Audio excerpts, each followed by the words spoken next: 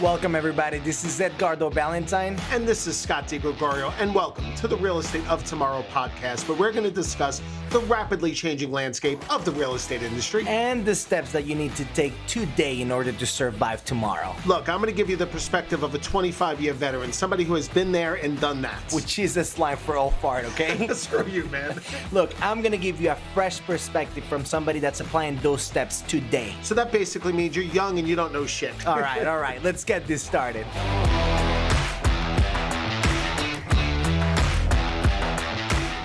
All right, everybody, welcome to the Real Estate of Tomorrow podcast. I'm Edgardo Balentine, and I'm Scott DiGregorio, the better of the two hosts, oldest. We know that that's not true. One thing that we have today is we have another person in the podcast, which is Jillian Young. Jillian Young, what would be a quick, 45-second introduction of who you are, and then I'll fill in the blanks for all the things that you don't want to just boast about, but that we know how amazing you and the company are. Thank you. Thanks for having me today. Really excited to be with you. My name's Jillian Young. I serve as the president and broker of Premier Plus Realty. We're located in Southwest Florida, and I'm really proud that we serve about 1,500 real estate agents across 6 offices. And we offer 100% commission to our agents because we believe that that's the right thing to do and the right way to run a brokerage. You don't have to sacrifice tools and services and support for money that you shouldn't be spending on all that. So I'm really proud of our company and all that our agents have accomplished. And I'm happy to be with you.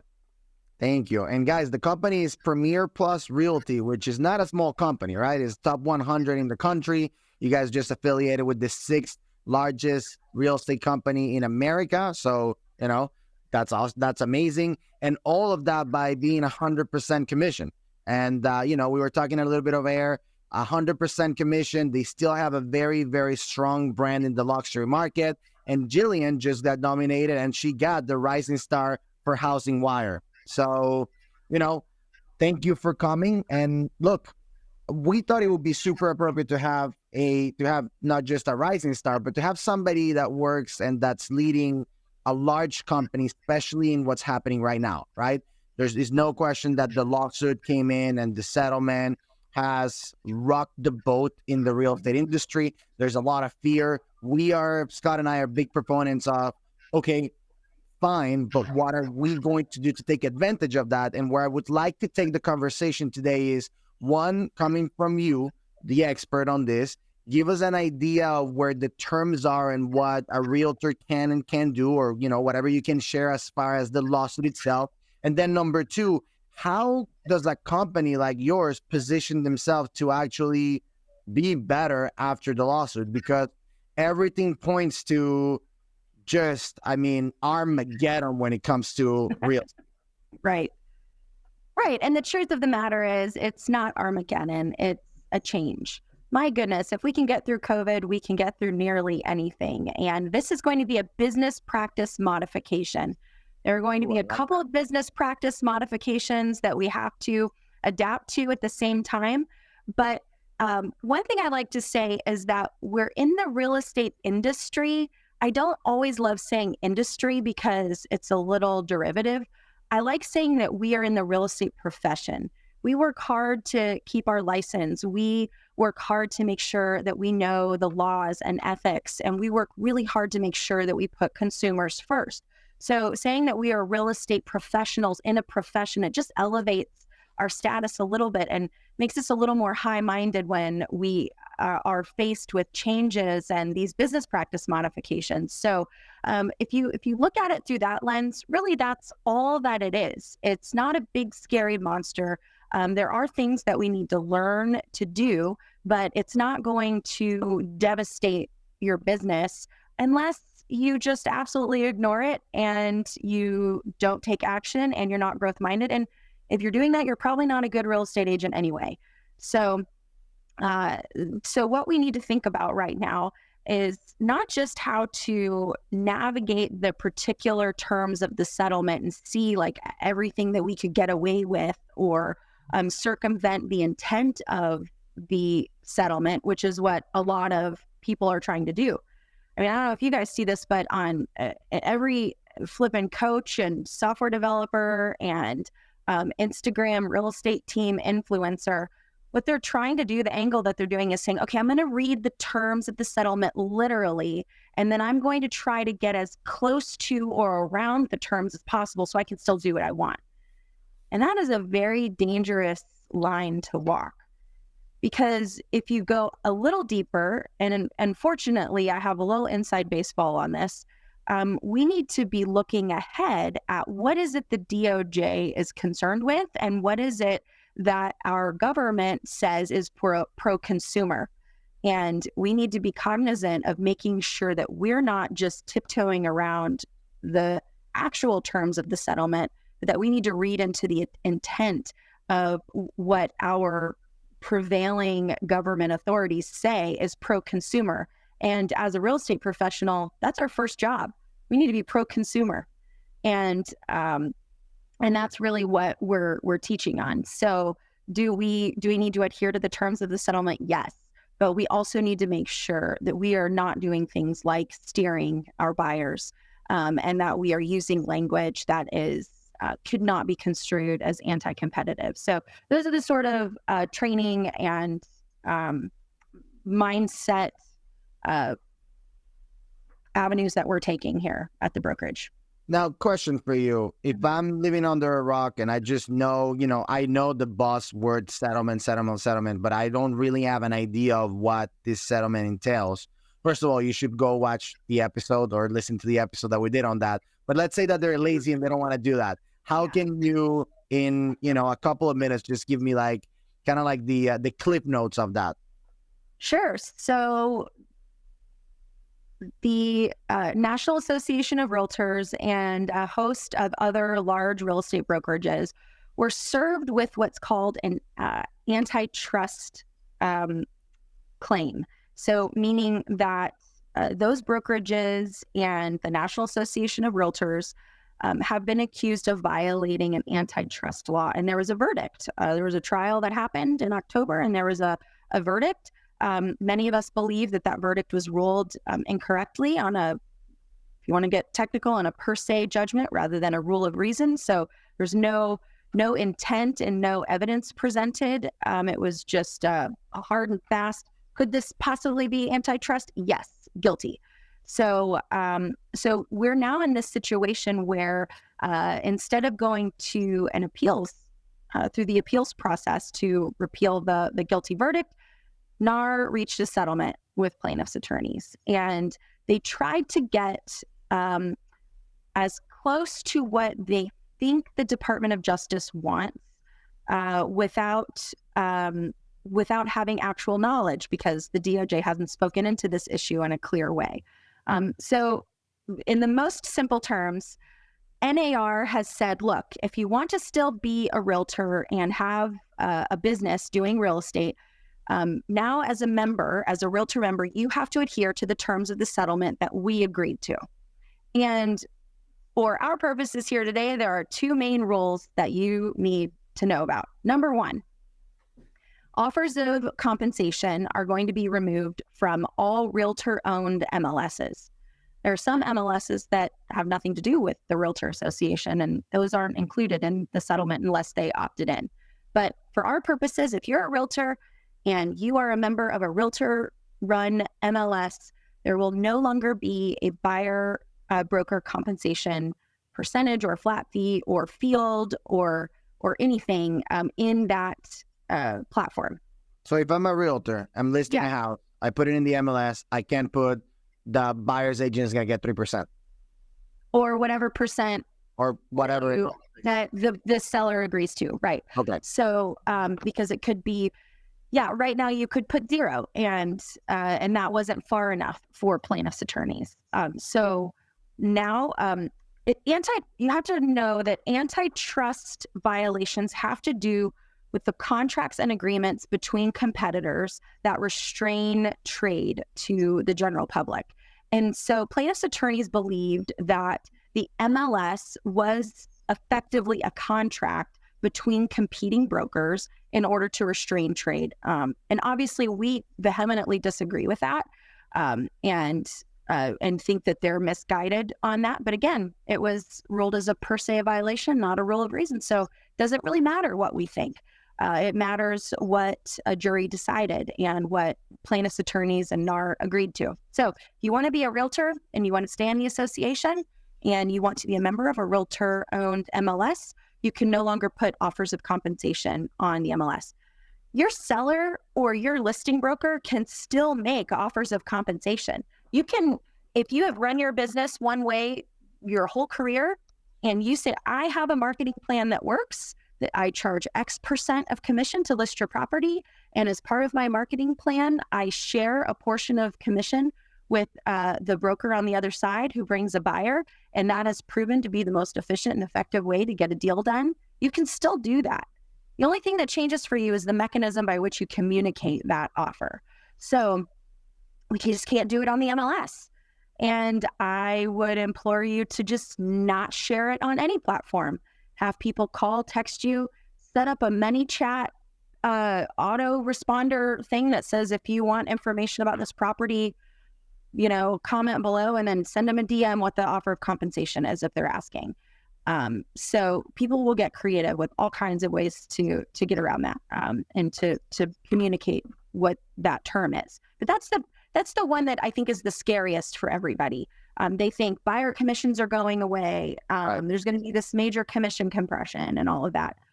But the mechanics of the deal are still fully negotiable. And so you don't have to, but buyer commissions aren't going away mechanically. Might the market determine that maybe buyers just want to go straight to the listing agent, or listing agents are going to list for less, or could the market determine what happens? Sure, that could happen with any business practice modification. But for now, it's not this big scary thing that commissions are going away. Okay, so let me jump in here because, it's pretty well understood. The mortgage industry went through this, right, with Dodd-Frank. So we've kind of walked this path many, many years ago. And, I don't know how many loan officers would agree with me, but I think a lot of good came out of Dodd-Frank, right? I think the biggest benefit that came out of Dodd-Frank is it got rid of the bad actors, the part-timers, the whatever in my industry. And what was left was the cream.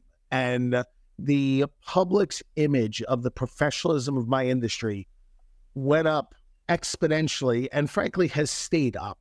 So let's talk about that, Jillian. Like, what do you think are the wins in this? Because I think with disruption comes both benefit and opportunity. So let's talk about the benefits first. Yeah, so great point. The second term of the settlement has to do, it is really going to determine the cream of the crop, like you say. And the second term of the settlement is that if you are a realtor and you are showing a property that is in a realtor-owned MLS, you have to get a buyer-broker agreement executed with your buyer prior to touring the property.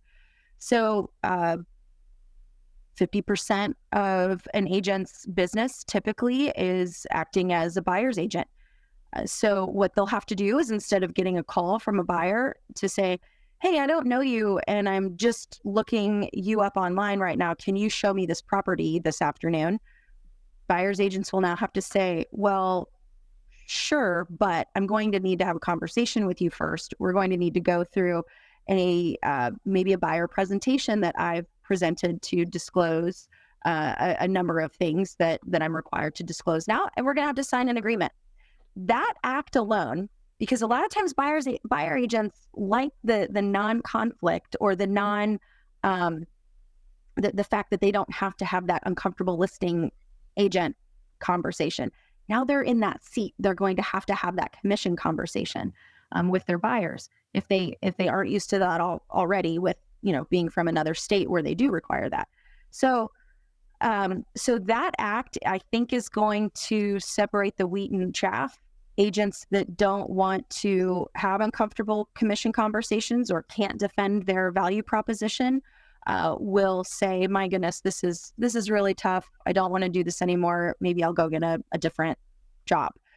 I do think that some of that may happen.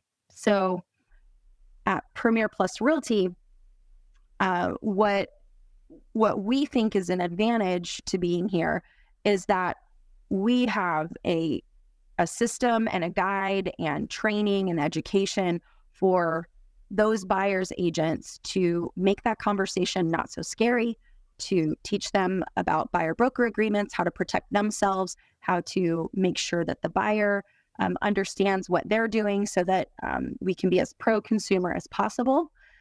And we also, because we don't keep any of their commission, whatever it is that they do agree to, they get to keep. So the house isn't taking 10 to 50% of whatever they make. So they're free to negotiate. We don't dictate.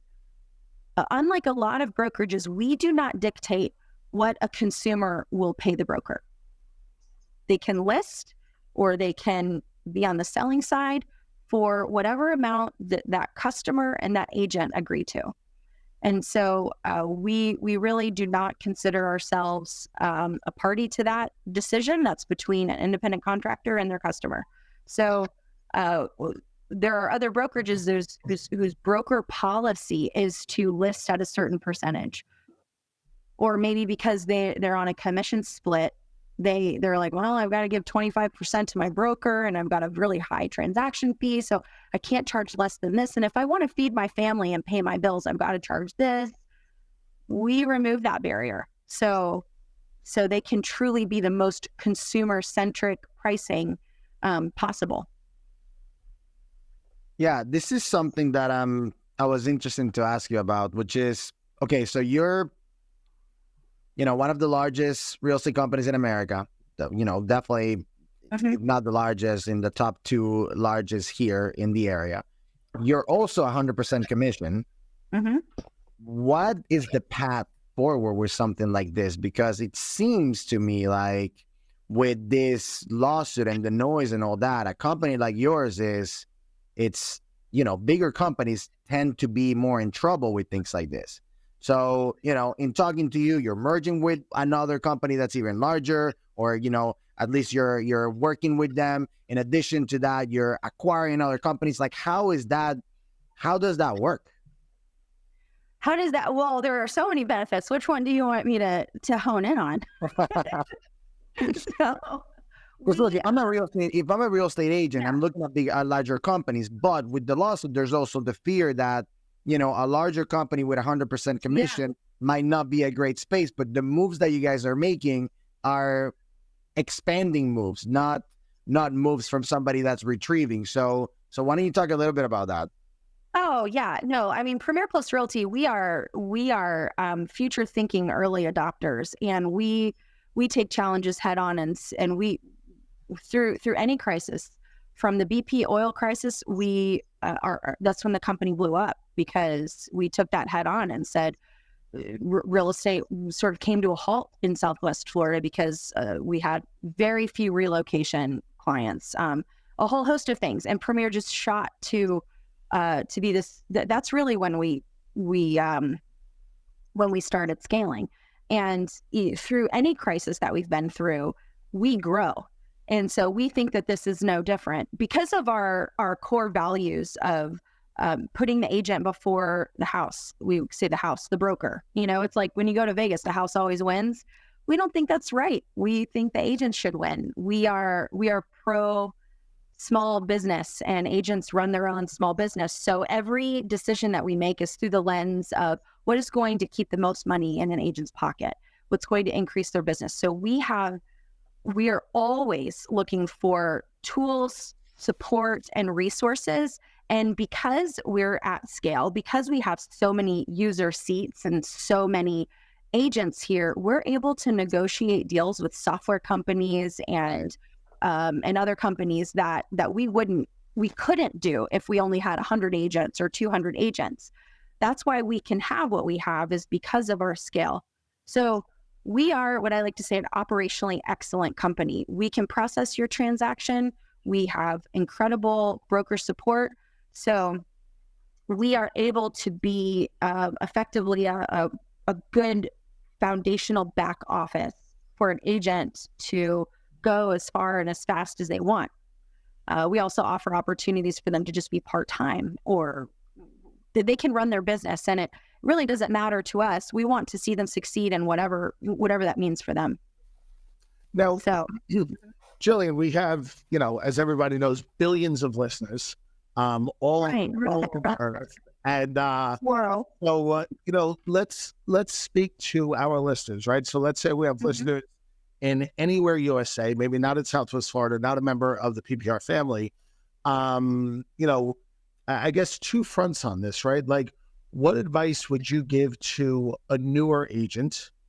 And then what advice would you give to a successful seasoned agent? Because I feel like there's opportunities with both, but they're different. So what advice would you give to those two avatars? Okay, so for a new agent, that's a great question. I'm going to go with my daughter's second grade class motto, which was readers are leaders. So if you want to be a successful real estate professional in 2024, you're coming into a challenging market, and you need to make sure that you are a voracious reader of policies, procedures, ethics. You need to be a student of the market. You need to take a year or two to just absorb information, because you are handling a very serious asset on behalf of another human. So you need to take that seriously. We're not out here sneezing and selling real estate like we did in 2020, 2021. We need to be very thoughtful and careful with how you present yourself, with the information you put in your head, and make sure that you have a good mentor and a good training program, which we have here at Premier Plus Realty. We have a proven path where we've taken people from their full-time 9 to 5 into making six figures within their first year and a half in real estate. So you need to make sure that you have a broker and a person that you can rely on to help answer your questions. But I would spend, my goodness, a few hours a day just reading your state Realtor Association information about your local laws and what's important in your area, and then study the market. So that would be my advice to newly licensed agents. For seasoned agents, the biggest problem I see is that there's a hubris. And by the way, like, dark clouds just came through my window, and I feel like I'm in a cave right now. So like, none of the sunlight that was here is gone. It looks like I'm in a cave in a desert or something.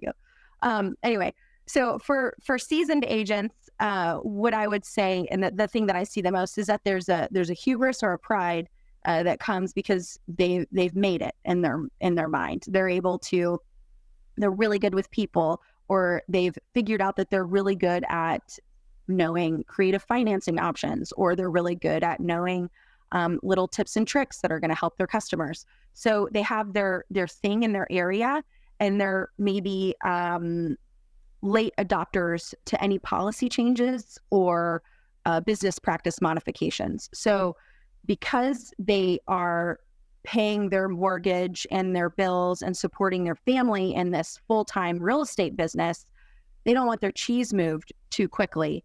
And so probably the most frustrated agents, the ones who freak out the quickest, are the ones who feel like they have everything to lose. So making sure that we're a little more pliable and adaptable as seasoned professionals, to know that you don't know everything, and that's okay. And we're all learning together, and it's okay to ask questions. You don't have to look like you have it all together. And we're going to figure this thing out, and you can still have your full-time income and have a thriving business. You just might have to go back to your roots of spending a little more time reading every day and figuring out what it is that you need to do to pivot and move forward. That's what I would say. Okay. And one more question that's on my mind is, let's get in our time machine and let's fast forward 5 years. Okay. What Rates are super low. Yeah, rates are low. Life is good. But how is the real estate profession different 5 years from now versus today? And I mean, obviously, speculation, right? So nobody has facts on this, but but talk to me about that in terms of number of agents, public's perception of the professionalism, ability to make money. Has it gone up or gone down? Like all of those things.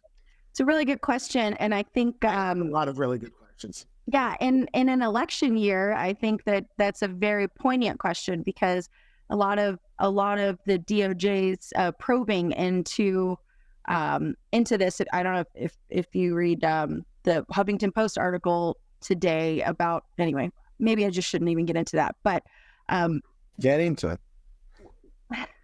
let me just say this. There are people that are anti NAR. And trust me, as a large brokerage in the soup of all of this, I have my beef with having to pay the piper on this, so to speak.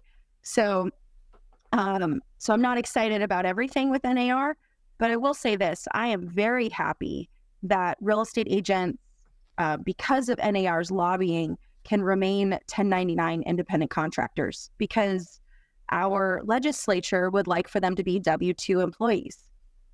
Could you imagine? We would have... We can. We would have 300,000 real estate agents instead of 1.3 million. So we need the most powerful lobbying group in Washington, D.C. to protect small business owners, which are real estate agents, and private property rights. So we need NAR.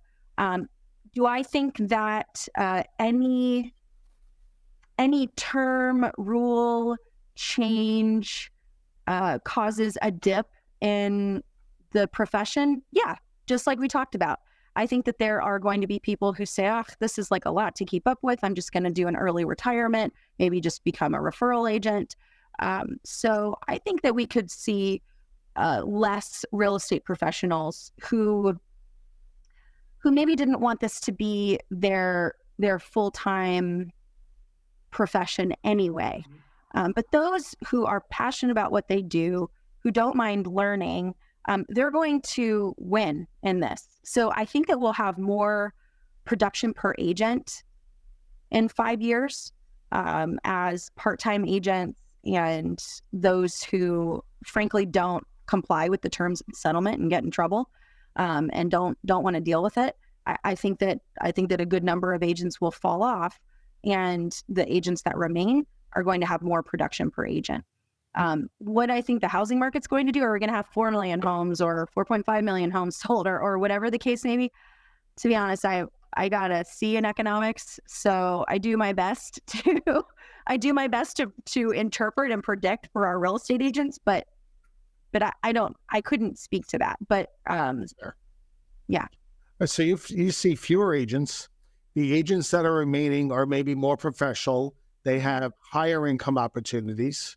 Right. And I agree with you. I don't know that this has any bearing on the housing market itself, like how many homes are bought and sold, because I think that's consumer driven. What about it? We're not going to talk numbers or anything, but do you think as a general consensus, commissions will be lower? And I ask that question because, when this whole thing, we've been following this for years. And when this whole thing... Yes, you have. Yeah, when this whole thing was early on, Washington State changed their rules pretty quickly. And that was the thing. And we talked about that in our first episode, but the first episode we talked about the lawsuit.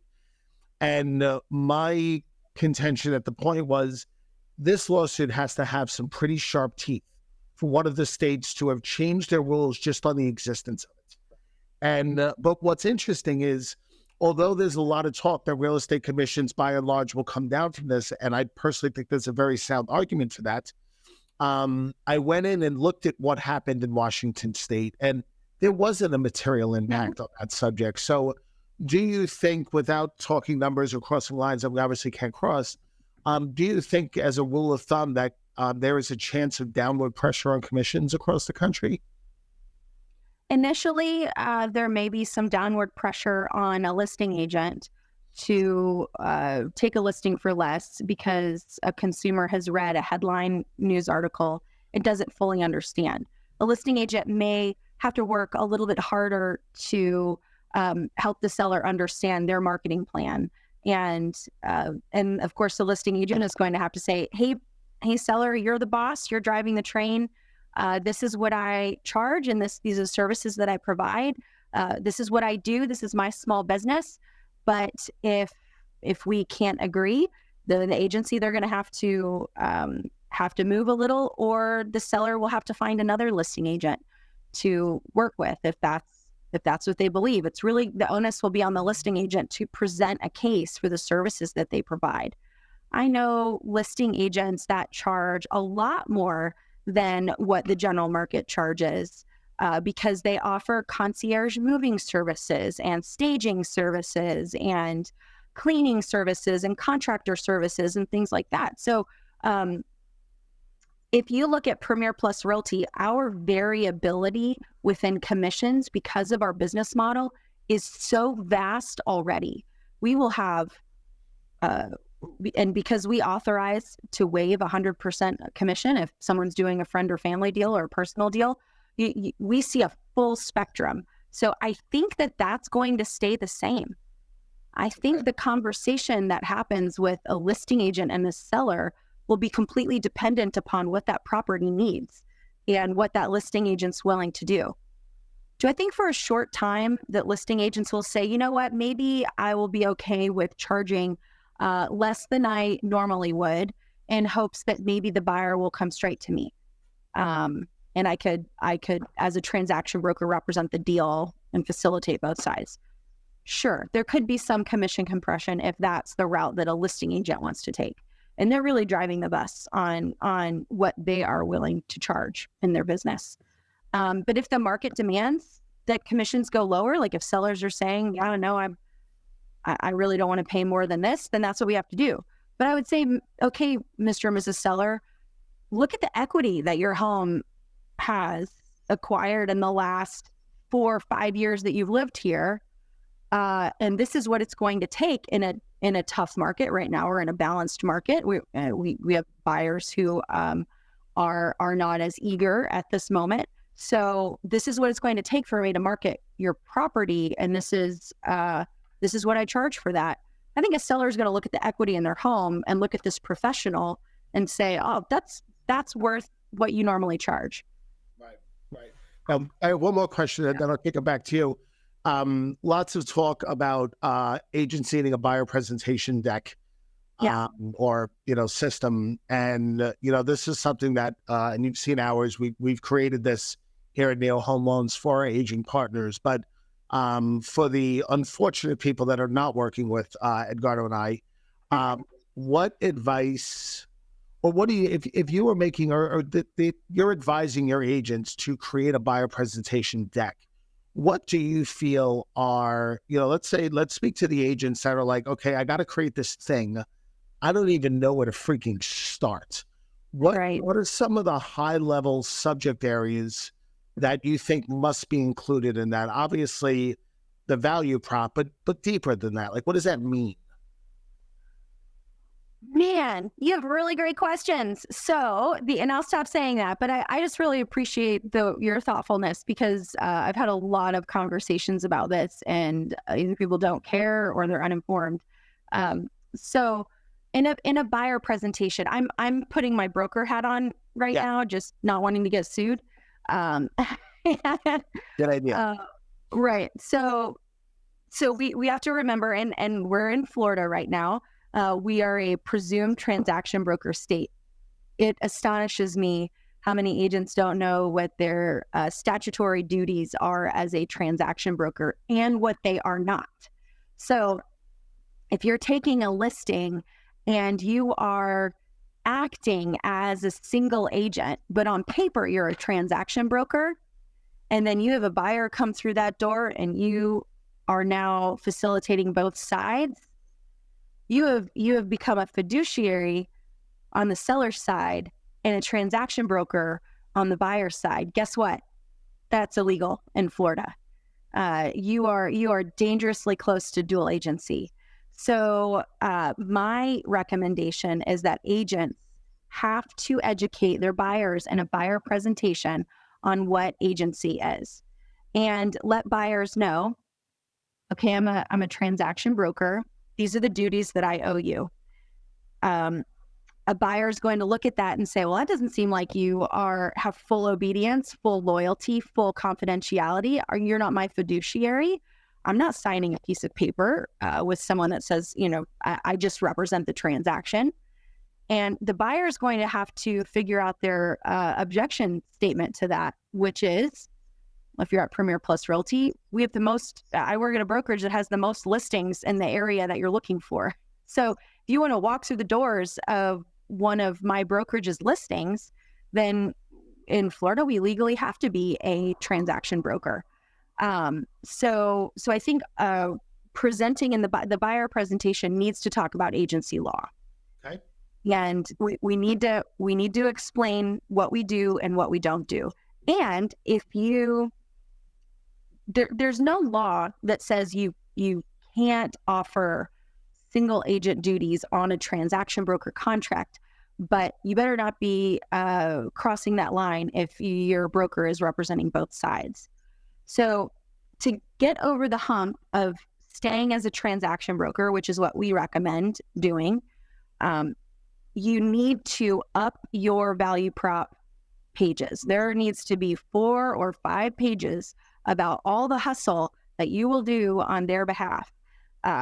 And I'm recommending maybe even 1 or 2 or 3 programs or services that the buyer's agent offers and say, okay, level 1, I can work for a flat fee. I'll show you this many homes and this is what I'll do.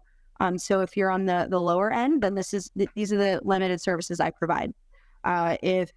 If you'd like for me to do this is number 2. I offer moving services, cleaning services, concierge. I will yada, yada, yada. There are a host of things that you can think through. Maybe you're like a finance brain and you take them to a wealth management person to get a consultation, or maybe you're really great at fix and flip and you have a whole host of vendors, and I'll give you access to my general contractor and all of their subcontractors to work this property. So I think the buyer's agent's going to have to think creatively about, I've just disclosed that I'm a transaction broker and I've explained this to the buyer, which they have a right to know.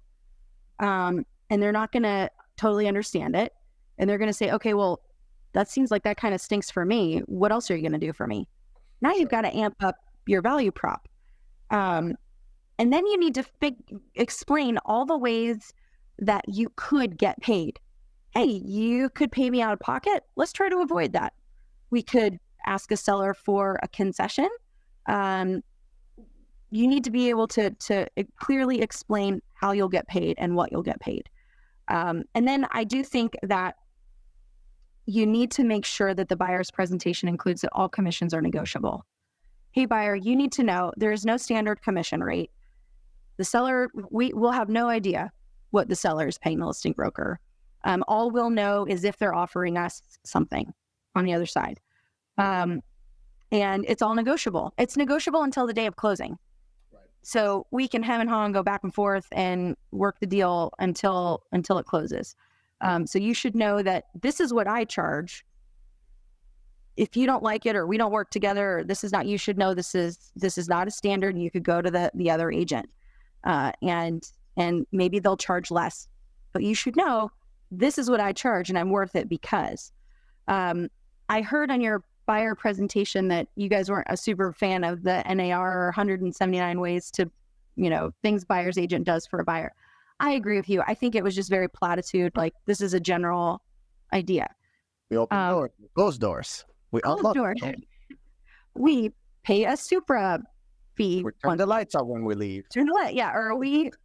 So I think a buyer's agent between now and when you start doing a buyer presentation is you just need to log every single thing that you do. It's 11 p.m. and I'm up scrolling properties. It's whatever it is. So I think that you need to keep a correct accounting and then figure out, what did I go to school for? What do I really enjoy doing? How can I take my past professional experience, or how can I take good experiences that I've had working the buy side that I can bring into what's my secret sauce for what I tangibly do, and then add that to the buyer presentation. Love it. Jillian, a question. If I am in a small brokerage, or let's say I'm a small team or a small brokerage, and I see this happening, and I go, okay, maybe it's a good time to join forces with a company like yours, right? Because I want to be able to provide 100% commission. I want to be under the umbrella of a bigger company to get access to all those tools and things like that. I want the marketing, the technology, all those things, and the training that you guys provide. Is that possible? Are you guys expanding? How does that work? We need to be in the area. Like, why don't you talk a little bit about that? Yeah, so we are open for business. We are actively doing fold-ins, tuck-ins, mergers, that sort of thing.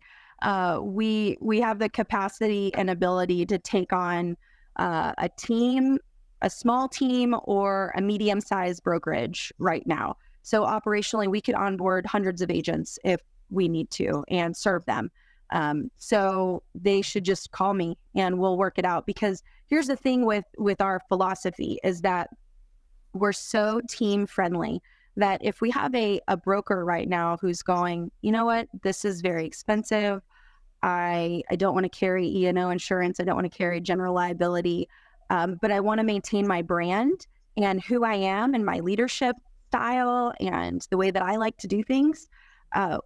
Our philosophy when doing that is we don't come into a situation like that saying, hey, we don't like who you are and we're going to change everything. It's very much a relationship where we say, what are your pain points? What is it that you'd like to do? And how can we enhance what you're already doing? So if you want to keep your name, great. We can work that out. We have a back office boutique brokerage program that they could even keep their own brokerage, and we just handle the back office side of things if that's what they prefer. Or just offload all of that overhead expense, come over, keep your team name, operate the way that you want to, and we will provide all of the tech stack, the broker support, the tools, all of the things that we already do. So every situation is different, and I would just say that because we don't think that we can do anything better than anyone else, because if someone has a brokerage and they've been successful for 20 years, then they should just keep doing what they're doing and just let us come alongside them and enhance what they're doing, make it easier, offload those pain points, and they can just keep on trucking until they retire. So yeah, we're actively talking to brokerages and teams constantly, and we've been successful in bringing some of them over, and hopefully soon we'll have more. But we would love to talk about that. Awesome. So we've learned that this is a BPM, which is a big business practice modification, and not a BSM, which is a big scary monster. I love that. Those are my notes. Nice. Nice.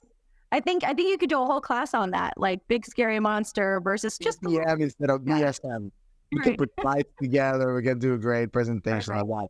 Well, Jillian, thank you so much for coming over. I think it's important to see what the leaders in the industry are doing when tackling things like this, right? Especially, we wanted to talk to you particularly because we know you're growing.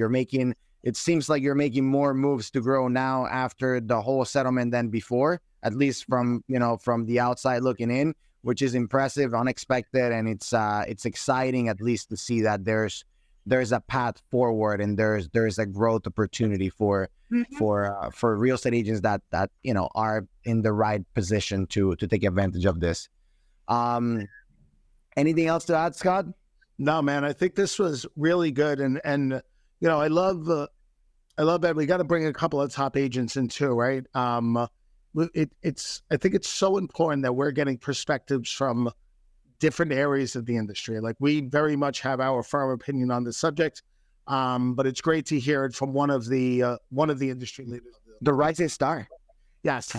So, yeah, Jillian, I mean, thank you for your time, and to the audience, thank you for listening. I mean, look, we encourage everybody, share this episode around your office.